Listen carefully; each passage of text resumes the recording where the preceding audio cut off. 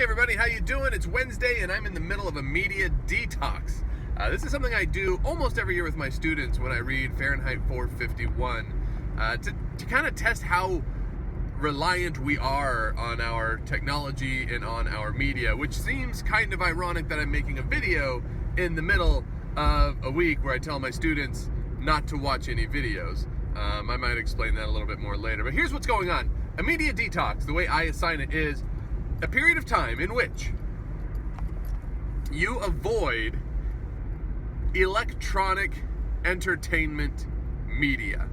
So the big thing for my students and for me to work with is to not watch any TV, not watch any movies, not watch any YouTube or any other video services that you just go to watch epic fails and feel good about yourself, because at least you're not those people. Rude. But then going further, also no video games, which is usually when my students start to cry. And if they haven't cried yet, they cry at no music. It's a weird thing to do to try to cut this out of your life, even if only for a couple of days.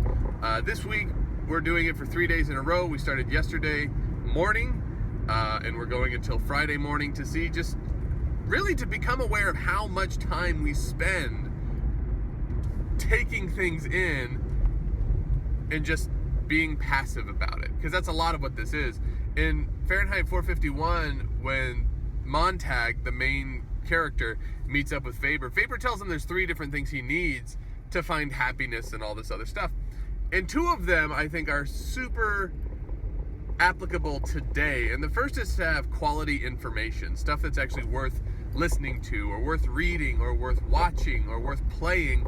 And the second thing is to actually have leisure time, time in which you can sit down and actually reflect and actually think and actually do something in your head with all the stuff you've put into it. This is the problem, I think, for a lot of my students. It's a problem for me a lot of the time too, because we take in a lot of stuff.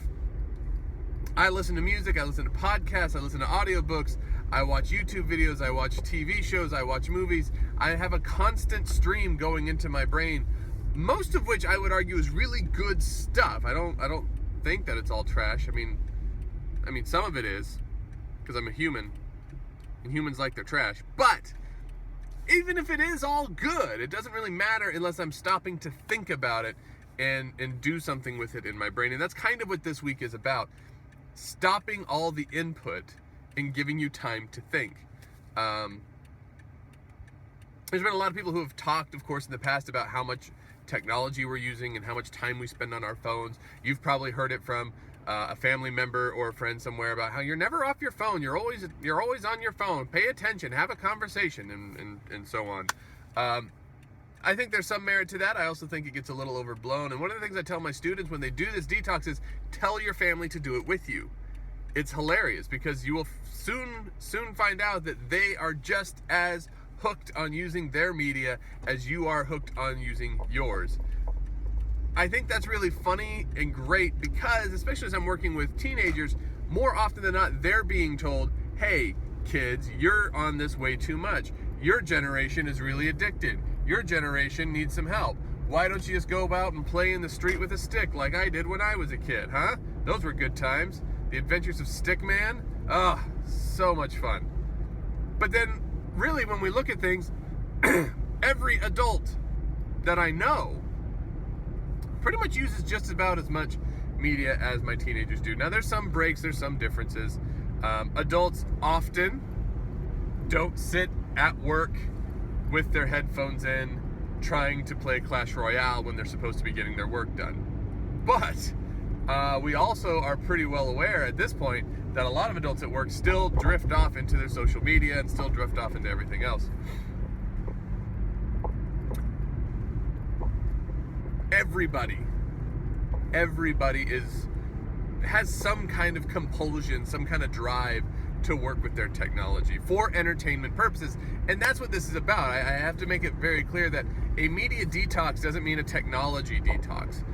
We're at a stage where I don't even think we could do an honest tech detox, like unless you're going to move out to Amish country and hang out there. But even then, that's just electricity, right? So we rely on our technology. It makes our lives better.